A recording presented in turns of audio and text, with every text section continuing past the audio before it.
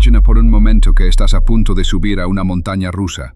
El sonido metálico de los vagones subiendo lentamente te llena los oídos. Estás en la fila, con los latidos del corazón acelerados, observando cómo los demás pasajeros se acomodan en sus asientos. La emoción es palpable. Te sientas, te colocas el arnés de seguridad y sientes cómo se ajusta sobre tu pecho. El vagón comienza a moverse.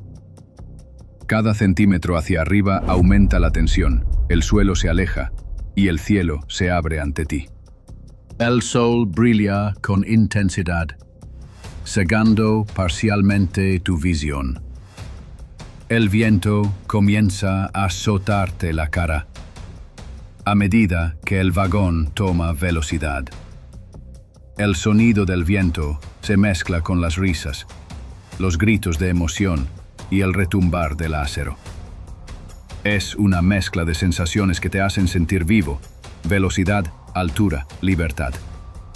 Cuando el vagón cae por la primera pendiente, la adrenalina se dispara por tu sangre como una descarga eléctrica. El estómago se eleva y el tiempo parece ralentizarse por un instante. Pero de repente, ese éxtasis se transforma. Los gritos ya no suenan divertidos. Escuchas un alarido diferente, uno que no es de emoción, sino de pánico. Giras la cabeza, apenas unos segundos para comprender lo que está pasando. En una curva cerrada, un pasajero se levanta del asiento, no por voluntad, sino porque su cuerpo ha sido impulsado violentamente hacia el vacío. Todo ocurre en segundos. Los brazos agitándose en el aire, el grito ahogado, el impacto final que no puedes ver, pero sí sentir en lo más profundo. El vagón sigue su curso, pero ya nada es igual. La adrenalina no te da felicidad ahora, sino un nudo helado en el estómago. Cuando el vagón se detiene, hay silencio. El tipo de silencio que solo llega cuando todos intentan entender si lo que vieron fue real o una pesadilla colectiva. Quizás pienses que algo así no puede suceder, que los parques temáticos son lugares de alegría, que todo está calculado, diseñado y supervisado, pero no es así. Y lo que estás a punto de descubrir va más allá del miedo momentáneo de una caída controlada. El 24 de marzo de 2022, Tyree Sampson, un adolescente de apenas 14 años, viajó con su equipo de fútbol a Orlando, Florida, para disfrutar de unas vacaciones. Uno de los destinos elegidos fue Icon Park, famoso por sus atracciones extremas. Entre ellas destacaba el Orlando Free Fall, la torre de caída libre más alta del mundo con 131 metros de altura, el equivalente a un edificio de más de 40 pisos. Tyree era un joven lleno de energía. Medía más de 1,9 metros y pesaba cerca de 140 kilos. Era fuerte, sonriente y soñaba con convertirse en jugador profesional. Como muchos adolescentes, buscaba emociones fuertes, y el Orlando Freefall prometía exactamente eso: una caída libre a gran velocidad con vistas panorámicas de la ciudad. Junto a sus amigos del equipo, Tyree subió al juego. Todo parecía estar en orden, o al menos eso creyeron todos los presentes. El operador le indicó que tomara asiento, ajustó el arnés, y el sistema mecánico comenzó a elevar a los pasajeros hacia la cima. A medida que ascendían, la emoción crecía. Algunos reían, otros grababan con sus teléfonos. Tyree, según relataron sus compañeros, parecía tranquilo, incluso entusiasmado. Pero la pesadilla comenzó segundos después. Cuando la góndola llegó al punto más alto y comenzó la caída, el cuerpo de Tyree fue impulsado hacia adelante. Salió disparado del asiento como si no llevara ningún tipo de protección. El impacto contra el suelo fue inmediato y fatal. Su cuerpo quedó tendido en el cemento, a la vista de decenas de personas, entre ellas sus propios amigos. El caos fue absoluto. Gritos lanto, teléfonos cayendo, gente corriendo sin saber qué hacer. El personal del parque trató de controlar la situación, pero ya era tarde. Una vida se había perdido en cuestión de segundos. El horror de la escena dejó una marca imborrable en quienes la presenciaron. La autopsia reveló algo escalofriante. El cinturón de seguridad del asiento de Tyree estaba significativamente más suelto de lo permitido. Casi el doble del espacio necesario. La investigación determinó que el operador del juego había manipulado el arnés, probablemente con la intención de acomodar a personas de mayor tamaño físico. Sin embargo, esta adaptación no contaba con la aprobación de los fabricantes ni con medidas de seguridad adicionales. Tyree no murió por una falla técnica inesperada. Murió por una cadena de decisiones humanas, por omisiones, por negligencia. Y eso es lo que vuelve esta tragedia aún más indignante. Se trató de una muerte que pudo haberse evitado con un simple "no puedes subir". Pero ese no llegó. Tras su fallecimiento, Econ Park cerró inmediatamente, tanto el Orlando Free Fall como otra atracción cercana, el Orlando Slingshot. La empresa responsable del diseño del juego anunció su retiro definitivo del mercado, y Econ Park respaldó la decisión. El abogado de derechos civiles Ben Crump, quien representa a la familia de Tyree, calificó esta medida como tardía pero necesaria. Los parques de diversiones, sus compañías matrices y los organismos reguladores deben hacerlo mejor, afirmó. No podemos permitir que otra familia sufra lo que ésta ha tenido que vivir. Y sin embargo, Tyree Sampson no fue el primero, ni será el último si la historia continúa repitiéndose. ¿Cuántas advertencias hacen falta? ¿Cuántas vidas se deben perder para que la seguridad esté por encima del entretenimiento? La historia de Tyree es una más entre muchas, pero también es un recordatorio contundente de que incluso en los lugares construidos para hacernos sentir vivos, la muerte puede estar a una vuelta de distancia. James Hackemer soñaba con volver a sentirse vivo. Después de sobrevivir a una experiencia que cambiaría su vida para siempre, una explosión durante su servicio en Irak, en 2008. El veterano de guerra cargaba consigo más que cicatrices físicas. Había perdido ambas piernas y con ellas, muchas veces, la sensación de normalidad que había conocido antes del combate. Durante 3 años, su vida se transformó en un ciclo de cirugías, terapias físicas y rehabilitación emocional. Pero James tenía una meta clara: vivir de nuevo, sonreír de nuevo y, por sobre todo, demostrarle a sus hijos que su padre aún podía ser valiente, fuerte y presente. Era verano de 2011. James había regresado a su hogar en Nueva York, con una nueva silla de ruedas y un espíritu resiliente que pocos podían igualar. Había estado planeando una salida familiar por semanas. Darien Lake Amusement Park, ubicado al norte del estado de Nueva York, parecía el lugar perfecto para compartir tiempo con sus hijos y su hermana Jodie. El parque, lleno de luces brillantes, risas de niños y juegos mecánicos, ofrecía justo lo que James buscaba: una dosis de normalidad. Entre todas las atracciones, una en particular llamó su atención: la montaña rusa, Ride of Steel, una de las más rápidas y altas del parque, con una velocidad que alcanzaba los 80 kilómetros por hora y una estructura imponente de acero, prometía emoción pura. Para muchos, era solo una montaña rusa. Para James, era un símbolo. Subirse a ese juego era su manera de decirle al mundo y a sí mismo que no estaba derrotado.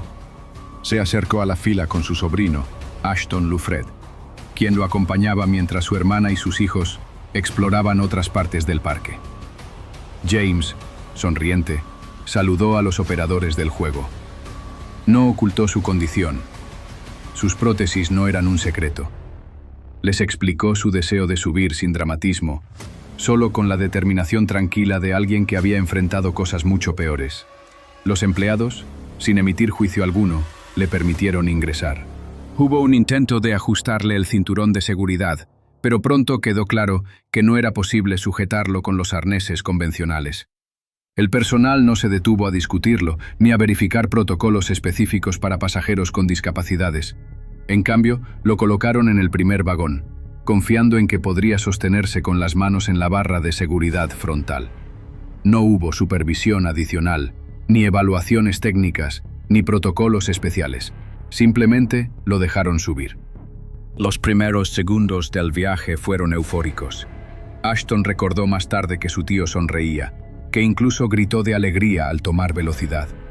Por un momento, James era solo otro pasajero, un hombre disfrutando del viento en la cara y la emoción de una curva cerrada. Pero esa ilusión duró muy poco. En una de las curvas más pronunciadas, todo cambió. Sin el arnés que lo sujetara, sin piernas que ayudaran a estabilizar su cuerpo, James perdió el equilibrio. La fuerza centrífuga lo sacó del asiento como si no pesara nada. Salió volando del vagón y cayó al vacío. La caída fue devastadora.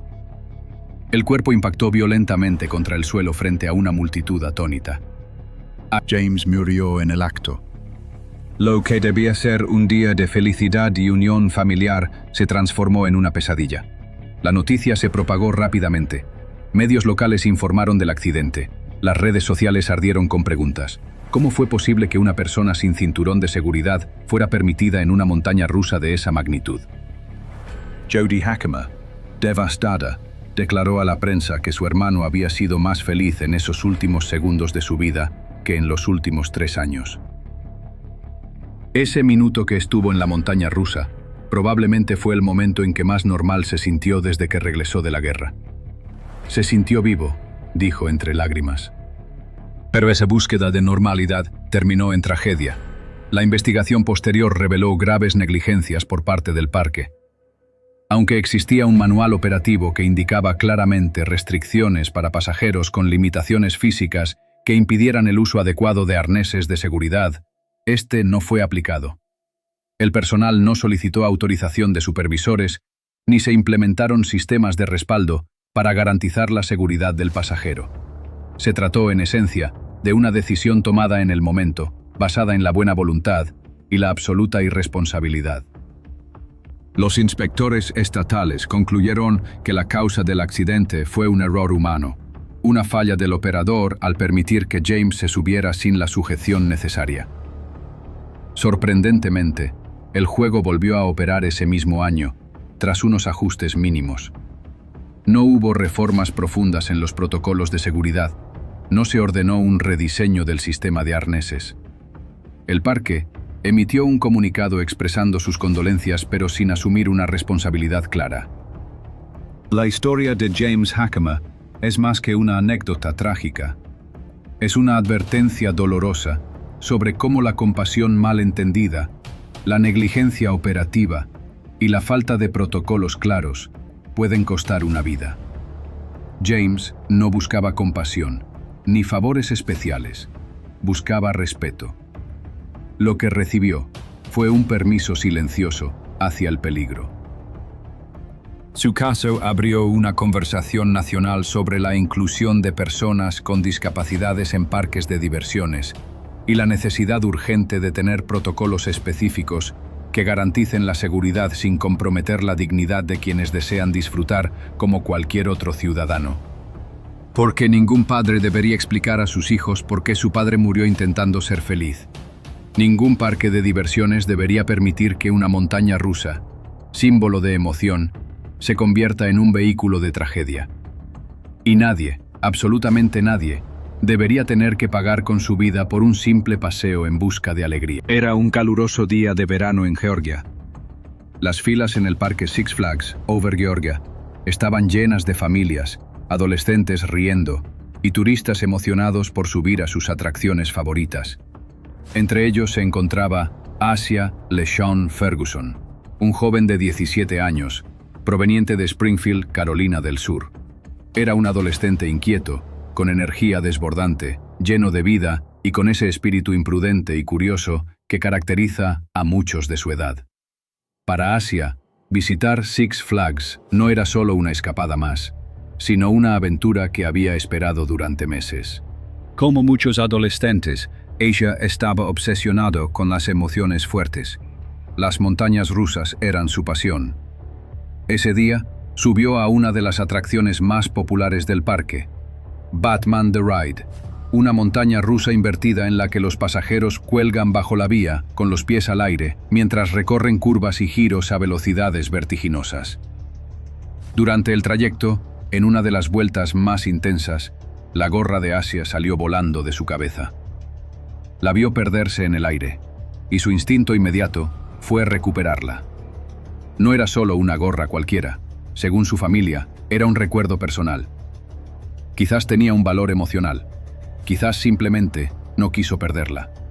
Tras bajarse del juego, En lugar de resignarse o consultar con el personal del parque, Asia tomó una decisión impulsiva. Decidió recuperar la gorra por su cuenta. Y en esa fracción de segundo, en esa decisión aparentemente simple, se selló su destino. Caminó hacia una zona restringida de la atracción. La gorra había caído del otro lado de una cerca alta, una de las muchas barreras que rodeaban la pista para impedir el acceso a zonas de riesgo. Había carteles colocados en toda el área que indicaban claramente: prohibido el paso, zona peligrosa, solo personal autorizado. Pero Asia no se detuvo. Escaló la primera cerca de aproximadamente 2 metros de altura y luego otra más.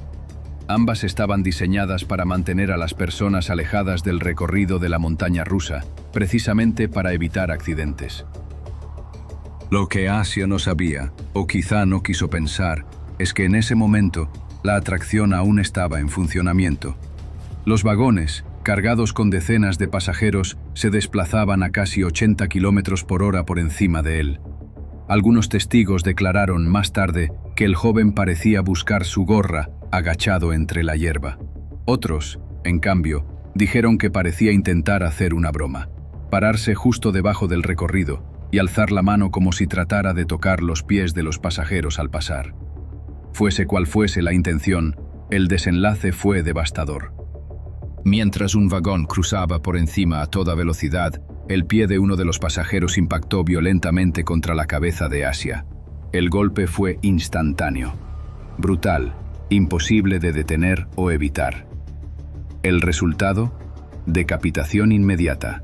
Su cuerpo cayó al suelo sin vida, mientras los pasajeros, horrorizados, gritaban al sentir el impacto y ver la sangre salpicar sobre las vías.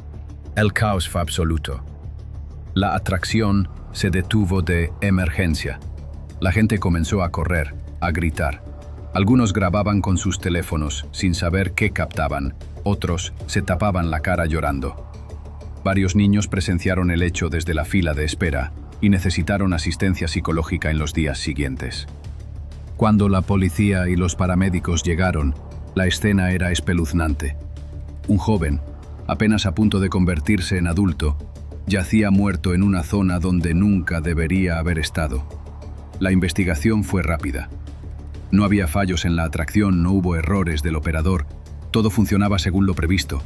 Lo que ocurrió fue un accidente provocado por una decisión temeraria, pero también por una brecha preocupante en la seguridad perimetral.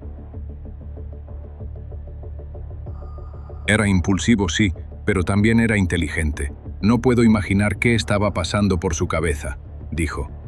También expresó su decepción con el parque. Debería haber más seguridad, más vigilancia. Si un niño puede escalar 2 cercas y meterse debajo de una montaña rusa activa, entonces el sistema no está funcionando. Six Flags respondió cerrando la atracción durante el día como muestra de respeto a la familia Ferguson. Sin embargo, al día siguiente, Batman, The Ride, volvió a operar. Esta decisión generó una ola de críticas. Muchos visitantes consideraron inapropiado reanudar las operaciones tan rápido, mientras otros defendían que técnicamente la atracción no tuvo ninguna falla. Pero el caso de Asia expone un problema mayor: la necesidad de repensar los sistemas de contención en los parques temáticos. Los letreros, las vallas y las advertencias no siempre son suficientes, especialmente cuando hablamos de adolescentes, impulsivos, temerarios o simplemente distraídos. ¿Debemos entonces resignarnos a que estas cosas sucedan? ¿O debemos evolucionar en nuestras medidas de seguridad y protocolos de emergencia? En los años posteriores, varios parques comenzaron a instalar sensores de movimiento en zonas restringidas y aumentaron el número de cámaras de seguridad en áreas críticas. Sin embargo, hasta ese momento, muy pocos parques contaban con personal específico para patrullar el perímetro de sus atracciones de alto riesgo. Asia Ferguson no murió por una falla técnica, ni por una negligencia directa del parque. Murió por una combinación de factores: un descuido juvenil, una barrera fácilmente vulnerable y la velocidad implacable de una montaña rusa en plena operación. Pero sobre todo, murió por la idea equivocada de que recuperar una gorra era más importante que la vida misma. Su historia no recuerda que en un entorno de emociones extremas, donde el miedo y la euforia se confunden, cada decisión cuenta, y en cuestión de segundos, una mala decisión puede costar una vida. Así como una montaña rusa sube y baja sin previo aviso, así también la vida puede cambiar en un solo instante. Rosie Esparza tenía 52 años, una madre trabajadora, amable, con un amor inmenso por su familia. Había planeado una visita a Six Flags Over Texas con sus hijos, un día para desconectar de la rutina, compartir risas y disfrutar del verano. Como muchas familias estadounidenses, ese viaje al parque de diversiones era más que un paseo. Era una forma de reconectar con sus seres queridos y vivir momentos que se convertirían en recuerdos imborrables. Pero para Rosie, ese día se transformó en su último. Six Flags Over Texas, ubicado en Arlington, era uno de los parques temáticos más icónicos del estado. En particular, una de sus atracciones más llamativas era la Texas Giant, una montaña rusa híbrida de estructura de madera y rieles de acero, con una altura de 47 metros y velocidades que superaban los 100 kilómetros por hora. El recorrido era famoso por su diseño imponente, sus giros vertiginosos y su reputación de ser uno de los juegos más extremos del país. Rosie no era una amante de las montañas rusas particularmente intensas, pero ese día estaba de buen ánimo y su hija la convenció de subir juntas. Era una de esas decisiones espontáneas que no parecen importantes hasta que lo son. Juntas se subieron al vagón, eligieron los asientos y esperaron a que los operadores aseguraran los arneses de seguridad. Rosie, con algo de duda, expresó su preocupación. Sentía que el cinturón no estaba bien ajustado. No encajaba como debía. «No se siente bien», comentó en voz baja a uno de los empleados. El operador, sin realizar una verificación detallada, le respondió con una sonrisa breve: «Está bien, señora. No se preocupe». Ese fue el último momento en que su hija la vio viva. El vagón comenzó a moverse lentamente, subiendo por la colina inicial con su característico chasquido metálico. El cielo era claro, el aire estaba lleno del bullicio de cientos de visitantes. Rosie sostenía la barra con fuerza, su rostro mostraba una mezcla de tensión y emoción. Pero su arnés seguía suelto. Al llegar al primer descenso, la velocidad aumentó drásticamente. Las curvas cerradas y las fuerzas centrífugas exigían un sistema de seguridad perfectamente ajustado. Pero en una de esas curvas, justo antes de una inclinación lateral, el cuerpo de Rosie no resistió. El arnés no la sujetó. Con un grito desgarrador, fue lanzada por los aires. Voló más de 20 metros antes de desaparecer de la vista de los pasajeros. Algunos pensaron que se trataba de una simulación, parte de la experiencia del juego. Pero los gritos de su hija no dejaron lugar a dudas.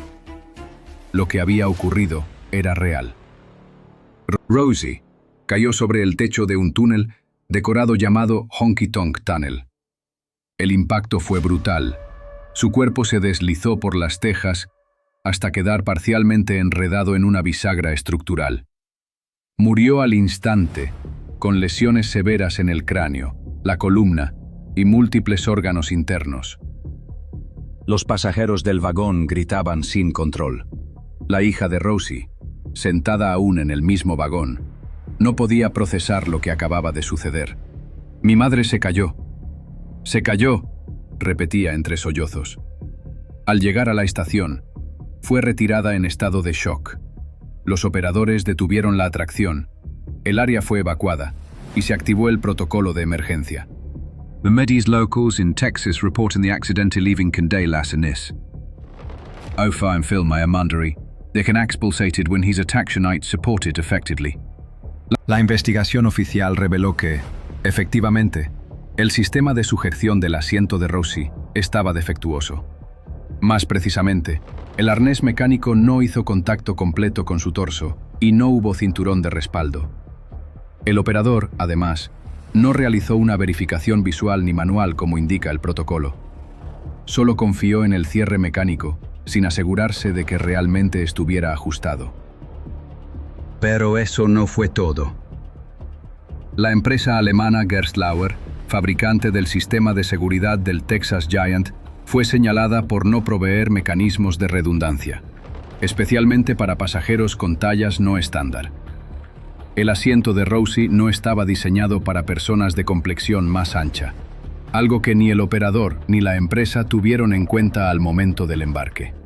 Six Flags y Gerstlauer se culparon mutuamente. Mientras el parque alegaba que el fabricante no les brindó instrucciones claras para identificar pasajeros que no cumplían con los estándares de seguridad, el fabricante alegaba que era responsabilidad del parque evaluar caso por caso y aplicar restricciones de acceso si era necesario. La familia de Rosie presentó una demanda multimillonaria contra ambas empresas. Las imágenes de su hija llorando en los medios conmovieron a toda la nación. Le dijimos al operador que algo no estaba bien. No escucharon. Ahora ella está muerta y yo me quedé sin madre, dijo entre lágrimas en una entrevista. 2 meses después, la Texas Giant volvió a funcionar, esta vez con arneses nuevos y cinturones de seguridad adicionales, así como con sensores digitales que confirmaban el ajuste correcto del sistema. El parque también implementó nuevas políticas de revisión, incluyendo dobles chequeos visuales y capacitaciones más estrictas para el personal. Pero para la familia de Rosie, nada de eso reparaba el daño. Lo más doloroso de esta tragedia es que era evitable. Una simple revisión adicional, un poco más de atención o una política clara de negar acceso a asientos incompatibles habría salvado una vida. Rosie Esparza no murió por mala suerte, murió porque un sistema falló en verla, en escucharla, en protegerla. Y ese es el verdadero terror de estas historias. No son solo accidentes, son errores humanos, decisiones evitables, procedimientos ignorados. Detrás de cada montaña rusa hay ingeniería precisa, pero también personas. Y cuando esas personas no hacen su trabajo correctamente, el precio puede ser irreversible. Rosie solo quería disfrutar de un día con su hija. Quería compartir una experiencia, reír, vivir algo nuevo. Lo que recibió fue un trato indiferente, una falsa garantía de seguridad y una caída desde la que no hubo regreso. La montaña rusa sigue en pie, pero su ausencia también. En cada giro, en cada grito de emoción, su recuerdo se entrelaza con la advertencia de que el descuido, por pequeño que parezca, puede costar una vida. Tegan Marty tenía solo 12 años cuando vio por primera vez el juego Terminal Velocity en un programa de televisión por cable. En la pantalla, las cámaras mostraban personas lanzándose al vacío desde lo alto de una plataforma de casi 10 pisos de altura. No llevaban arneses, ni cuerdas, ni redes visibles desde el inicio. Solo caían y rebotaban en una malla que amortiguaba su caída a última hora. El locutor hablaba con entusiasmo sobre la adrenalina pura, el salto de fe, la experiencia definitiva para quienes se atrevían a desafiar la gravedad. Para Tegan, era más que una atracción. Era un sueño. Durante semanas, insistió a sus padres para que la llevaran desde su casa en Florida hasta Wisconsin Dells, el hogar del parque temático Extreme World. El trayecto era largo, pero sus padres, viendo su entusiasmo y tras investigar brevemente la seguridad del lugar, decidieron complacerla. Llegaron a Wisconsin un día soleado, llenos de emoción. Había muchas atracciones, pero Tegan tenía un solo objetivo: saltar desde lo alto, como había visto en televisión. La atracción. Terminal Velocity funcionaba con una lógica simple y aterradora. Los participantes subían por una torre metálica hasta una plataforma de más de 30 metros de altura, equivalente a un edificio de 9 pisos. Una vez arriba, los operadores les daban la orden de dejarse caer hacia atrás, en una caída libre sin sujeción alguna. Abajo, una red instalada sobre una base acolchonada atrapaba su cuerpo antes del impacto final, frenando su caída de forma segura. Todo el diseño estaba basado en cálculos físicos muy específicos y un sincronismo absoluto entre el operador y el sistema de malla de seguridad. Julie Marty, la madre de Tegan, reconoció de inmediato al operador que los atendía. Era el mismo hombre que había salido en la televisión, promocionando la atracción como segura y controlada. El que había dicho que nunca había habido un accidente. Aquella familiaridad inspiró confianza, aunque aún así, Julie no podía evitar sentir una punzada de inquietud. Mientras Tegan se preparaba para subir, su madre y su padre se colocaron estratégicamente para grabar el momento desde distintos ángulos. Querían documentar el gran salto de su hija. Tegan subió sola. Desde abajo su figura diminuta en la cima contrastaba con el cielo azul. Saludó con la mano. Su padre encendió la cámara. Julie sostenía el aliento. El operador dio una señal. Y entonces, sin advertencia alguna, Tegan fue soltada. Lo que debía ser una caída sobre una red perfectamente desplegada se convirtió en una pesadilla indescriptible. La red no estaba en su sitio. Por razones que más tarde se entenderían, el operador la soltó segundos antes de que el sistema automático desplegara la red protectora. Tegan cayó, libre y sin freno, desde una altura de más de 30 metros, directamente al concreto. El impacto fue seco, brutal y audible incluso desde donde estaban sus padres. Julie gritó. El padre dejó caer la cámara. Todo el parque pareció detenerse por un instante. En cuestión de minutos, el personal de emergencia estaba en el lugar. Tegan fue trasladada en estado crítico, mientras sus padres, en shock, apenas podían comprender lo que había ocurrido. En el hospital, los diagnósticos fueron devastadores. Fractura de columna vertebral, pelvis destrozada, traumatismo craneal severo, daño hepático, laceraciones internas en el bazo, intestinos y múltiples órganos.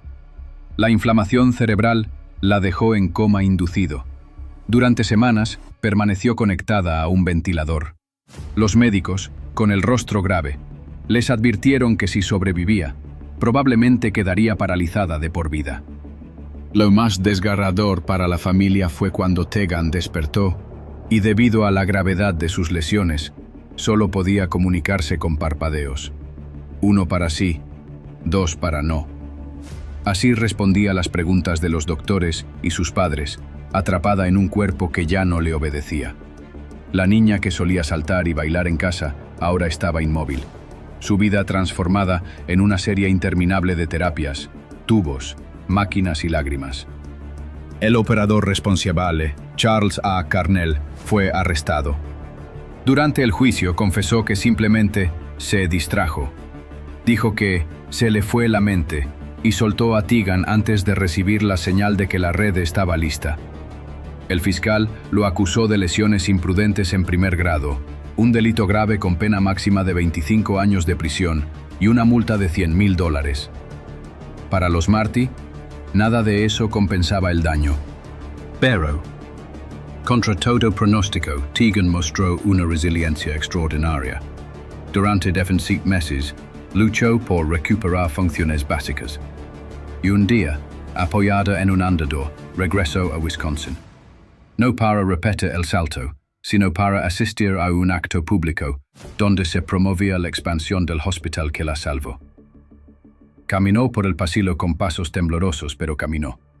Su historia, ahora símbolo de supervivencia, también sirvió como advertencia sobre el precio real de la negligencia.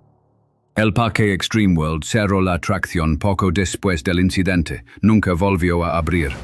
En otra parte del país, años antes, Otro parque de diversiones enfrentaba una tragedia muy diferente, pero igual de imperdonable. Era la víspera de Navidad de 1998, en Disneyland Anaheim, uno de los lugares más conocidos y visitados del mundo. Los turistas disfrutaban del ambiente festivo, las luces y la música. Entre ellos estaban Luann Fayette Dawson y su esposo, Lu Wong, de visita junto a sus hijos y otros familiares. Subieron a una de las atracciones más tranquilas y pintorescas, el Sailing Ship Columbia, una réplica de un barco del siglo XVIII, que navegaba lentamente por una laguna artificial, simulando una aventura marítima. En apariencia, era una experiencia segura y familiar. Pero esa tarde algo salió mal. Muy mal. Mientras el barco atracaba en el muelle para desembarcar a los pasajeros, una de las enormes piezas metálicas que sostenía el amarre, un clit, una grapa de acero inoxidable, se soltó violentamente del casco. La pieza, de más de 30 kilos, fue impulsada por la tensión de la cuerda y voló en dirección a las personas que esperaban para bajar. Impactó con fuerza sobre Luann y un empleado del parque. Luann recibió el golpe directo en la cabeza. Su cráneo se fracturó en múltiples puntos. Fue trasladada de urgencia al hospital, pero falleció poco después en la sala de emergencias. Su esposo también resultó herido, con trauma craneal, cortes faciales profundos y un ojo severamente lesionado. Un miembro del personal, Christine Carpenter, sufrió una fractura expuesta en la pierna. Las 3 víctimas simplemente estaban esperando en el muelle, confiadas en que estaban a salvo. La investigación reveló detalles escandalosos. El soporte del clit había sido reemplazado semanas antes del incidente. No por otro soporte de acero, sino por una cuerda barata de fibra sintética, completamente inadecuada para soportar la tensión de un barco en movimiento. Se trataba de una decisión deliberada, una medida para ahorrar costos de mantenimiento. Además, el barco se aproximaba al muelle a una velocidad mayor a la permitida, lo que aumentó la tensión de las amarras y facilitó el accidente. Lo más indignante fue que Disneyland intentó inicialmente responsabilizar al operador del barco, pero las pruebas señalaron claramente al equipo de gestión del parque. Fueron ellos quienes ordenaron la sustitución del equipo con materiales no aprobados, sin pasar controles de seguridad ni auditorías técnicas. Un acto de negligencia empresarial. La familia de Luann demandó a Disney por negligencia grave. El juicio culminó con una indemnización de $25 millones. Sin embargo, el dolor nunca se fue. Lu Wong declaró que el parque más feliz del mundo se convirtió en el lugar donde perdió a su esposa.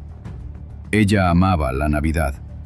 Ahora, cada Navidad, me recuerda cómo la perdí en un lugar que debía ser seguro. Desde aquel día, la atracción Sailing Ship Columbia quedó fuera de servicio. El muelle fue rediseñado, los protocolos revisados y Disney prometió reformas internas. Pero el mensaje ya estaba claro. Incluso en el lugar más mágico del mundo, la negligencia mata. 2 historias. Una de una niña que soñaba con volar. Otra de una mujer que solo quería pasar una Navidad en familia. Ambas se encontraron con una realidad brutal. Cuando la seguridad se sacrifica en nombre del espectáculo, lo que cae no es solo un cuerpo. Es la confianza, es la vida, es el sentido mismo de diversión. Y eso nunca debe ser el precio. Lindsay Zeno tenía apenas 21 años cuando visitó Blue Bayou Dixie Landing Water Park en Baton Rouge, Luisiana, durante el verano de 2010. Era una joven enérgica, con una sonrisa permanente y la pasión de quien estaba descubriendo el mundo adulto con entusiasmo. Aquella tarde, como muchos visitantes, fue atraída por la promesa de una experiencia inolvidable. La atracción Extreme Coaster, una montaña rusa relativamente nueva que combinaba velocidad con altura vertiginosa. Había estado operativa durante unos 3 años y su popularidad iba en aumento. El clima era perfecto. El parque estaba lleno de familias, parejas, grupos de amigos. Lindsay fue con un grupo de conocidos todos emocionados por probar las atracciones más audaces. Cuando llegaron a la fila de la montaña rusa, no lo dudaron. Era una de las más intensas del parque. El cartel anunciaba una velocidad máxima de 80 km por hora, caídas empinadas, giros cerrados y una estructura metálica que imponía respeto incluso desde lejos. Lindsay tomó asiento en uno de los vagones y se colocó el cinturón de seguridad, un arnés mecánico que debía fijarse en el regazo y el pecho. Desde el principio, algo no se sentía bien. Varios testigos dijeron más tarde que vieron a Lindsay ajustando su cinturón, moviéndose ligeramente, como si intentara asegurarse de que estuviera firme. Uno incluso la oyó decir en voz baja: «Esto no está bien ajustado». La atracción arrancó. El vagón comenzó a ascender lentamente, con ese característico traqueteo metálico que aumenta la tensión segundo a segundo.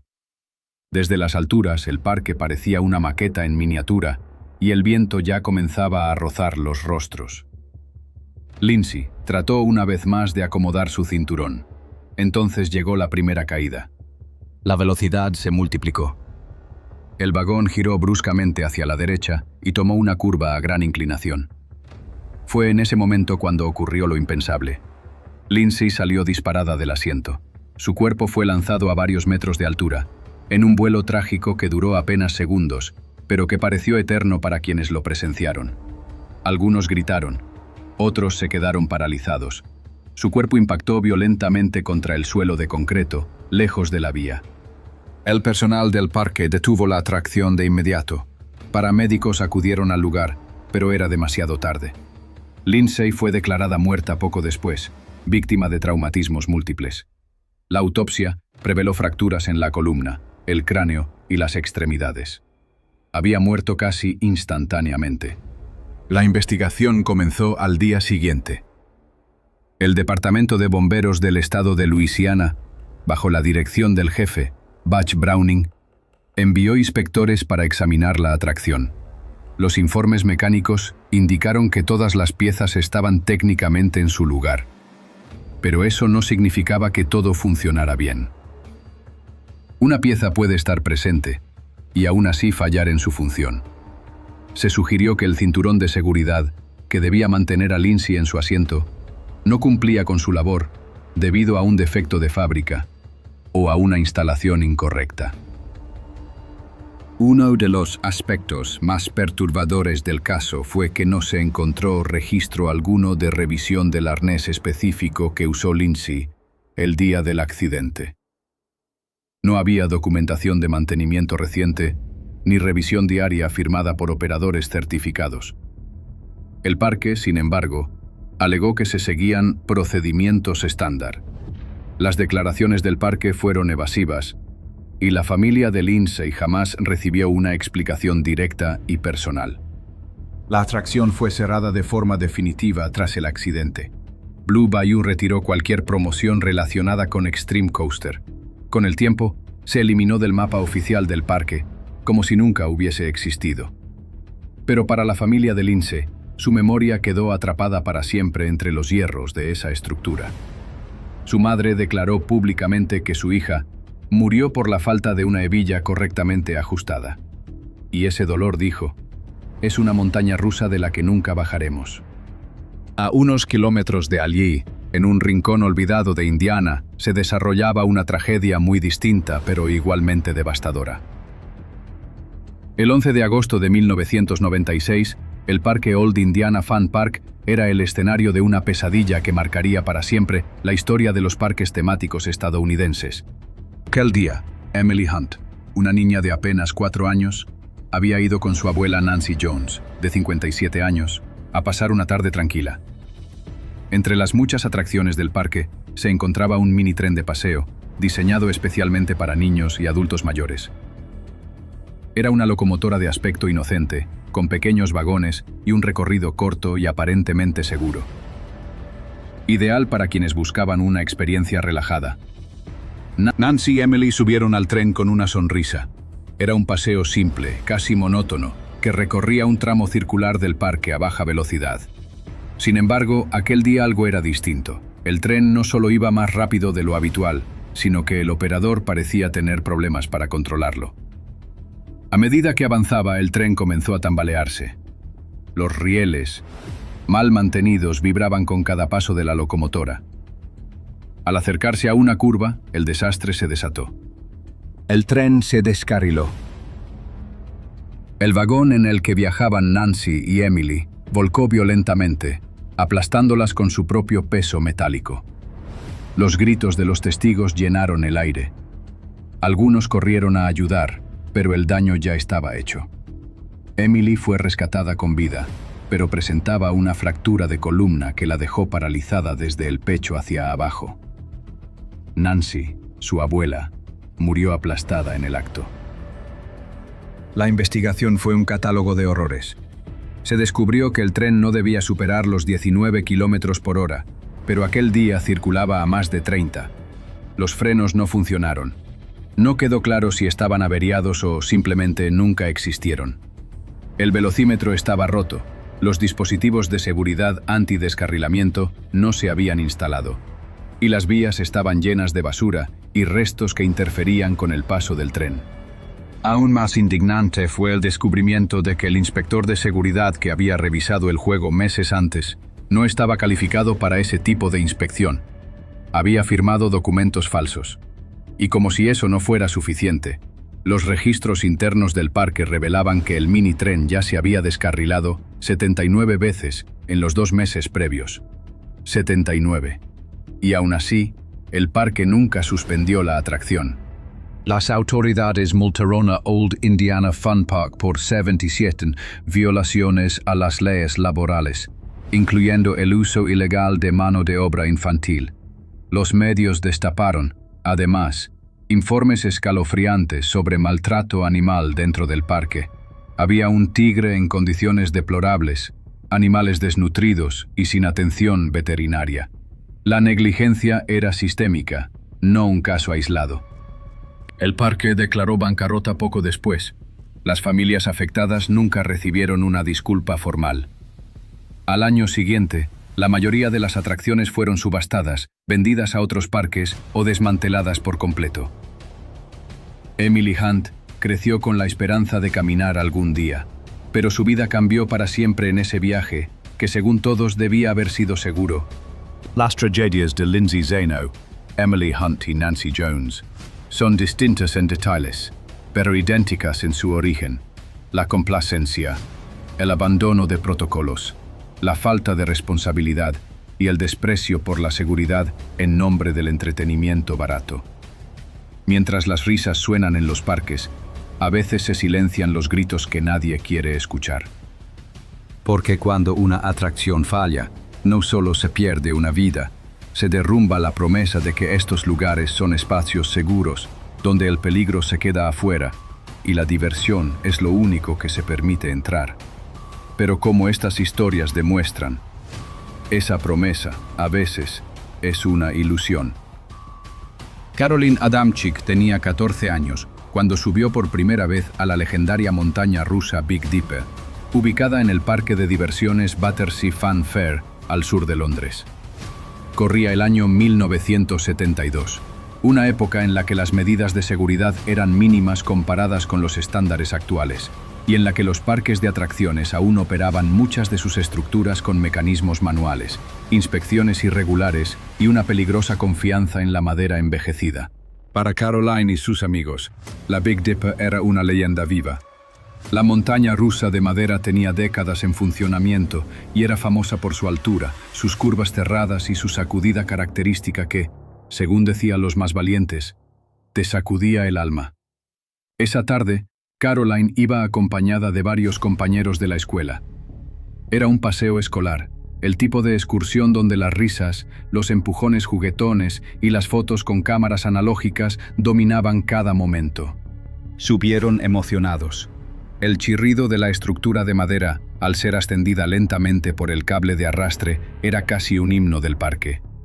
El sol se filtraba entre los árboles del recinto, y la emoción era tan tangible como el olor a algodón de azúcar. Cuando el vagón comenzó a ascender, Caroline recuerda haber sentido algo extraño, una vibración diferente, más intensa de lo habitual. Miró a los demás niños en su vagón, pero todos reían. Nadie imaginaba lo que estaba por ocurrir.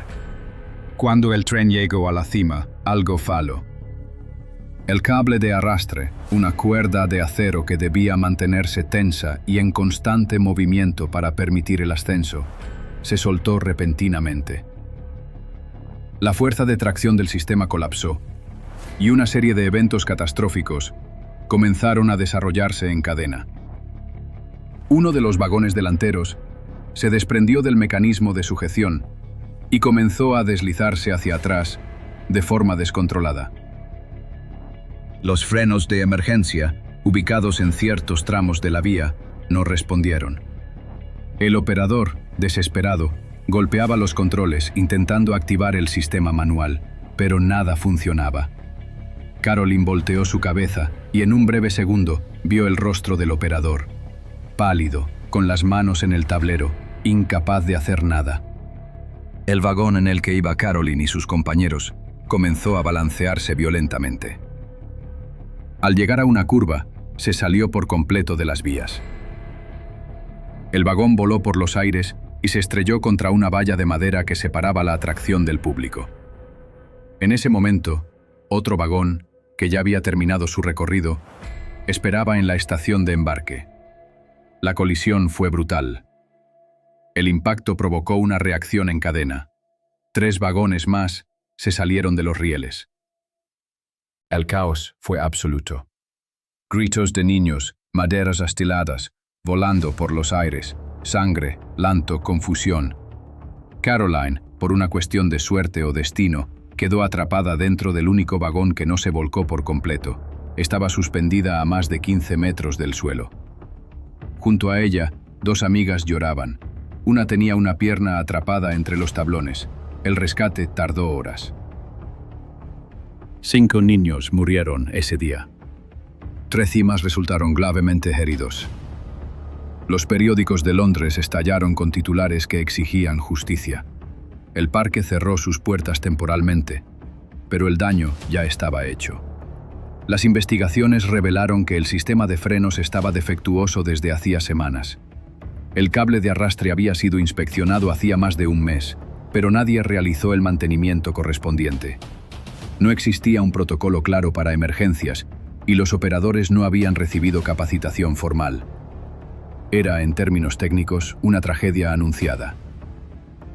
El informe final fue lapidario. La Big Dipper era una estructura obsoleta, mal mantenida y con un historial de fallas que habían sido sistemáticamente ignoradas. Los inspectores habían sido negligentes. Los encargados del parque irresponsables. Incluso se descubrió que varios reportes internos advertían del riesgo de colapso del cable, pero nadie actuó. La muerte de esos 5 niños marcó un antes y un después en la industria británica del entretenimiento. El parque Battersea Fun Fair cerró definitivamente 2 años después. Nunca se recuperó del escándalo. Caroline, ya adulta, relató años después que cada vez que escuchaba el sonido metálico de un vagón sobre rieles, su cuerpo reaccionaba con un temblor involuntario. Vi morir a mis amigos frente a mí, dijo, y por años tuve pesadillas donde caía una y otra vez. Las familias de las víctimas recibieron compensaciones, pero jamás obtuvieron una disculpa pública de los operadores del parque. Durante años se intentó borrar la historia de la Big Dipper del relato oficial de Battersea. Pero la memoria es terca, y cada aniversario flores anónimas aparecían en la verja cerrada del antiguo parque. Cada tragedia en un parque de diversiones debería ser suficiente para cambiarlo todo. Pero no siempre lo es. Las cifras revelan una realidad que pocos conocen. Cada año, aproximadamente 30.000 accidentes ocurren en parques de diversiones solo en Estados Unidos. Algunos son leves, torceduras, golpes, mareos, pero otros son severos. Algunos terminan con huesos rotos, traumatismos craneales, amputaciones y, en los peores casos, la muerte. Las asociaciones industriales aseguran que el riesgo es mínimo, que la probabilidad de sufrir una lesión grave en una montaña rusa en Estados Unidos es de 1 en 16 millones. Esa estadística suena tranquilizadora, pero esconde una verdad inquietante. Esa mínima probabilidad se convierte en el 100% para quienes la sufren. Y hay algo aún más peligroso que los rieles rotos, los frenos defectuosos o los cinturones sueltos: la confianza. La confianza ciega de que todo está controlado, de que nadie se equivocará, de que los sistemas de seguridad son infalibles. Pero los sistemas están diseñados, operados y mantenidos por personas. Y las personas cometen errores, se distraen, descuidan, se apresuran. Y en un entorno donde cada milímetro de metal y cada segundo de sincronización pueden significar la diferencia entre la vida y la muerte, esos errores no se perdonan. En muchos casos, los parques actúan después del accidente. Solo tras una muerte, instalan nuevos arneses. Solo después de una tragedia, revisan protocolos. Las reformas llegan tarde, como una disculpa muda al vacío dejado por una vida perdida. Las historias de Caroline, de Lindsay, de Emily, de Rosie, de Tyree, de Tegan y tantos otros nos obligan a cuestionar qué precio estamos dispuestos a pagar por la emoción. ¿Cuánto vale un grito de adrenalina si puede acabar en silencio eterno? Los parques de diversiones seguirán existiendo. Las montañas rusas seguirán subiendo. Pero mientras el ser humano esté al mando, mientras haya decisiones, fallos humanos y tentación por reducir costos, el riesgo no desaparecerá. Y cada vez que un vagón se eleva, hay una historia que susurra. No olvides lo que puede pasar cuando la diversión se convierte en tragedia.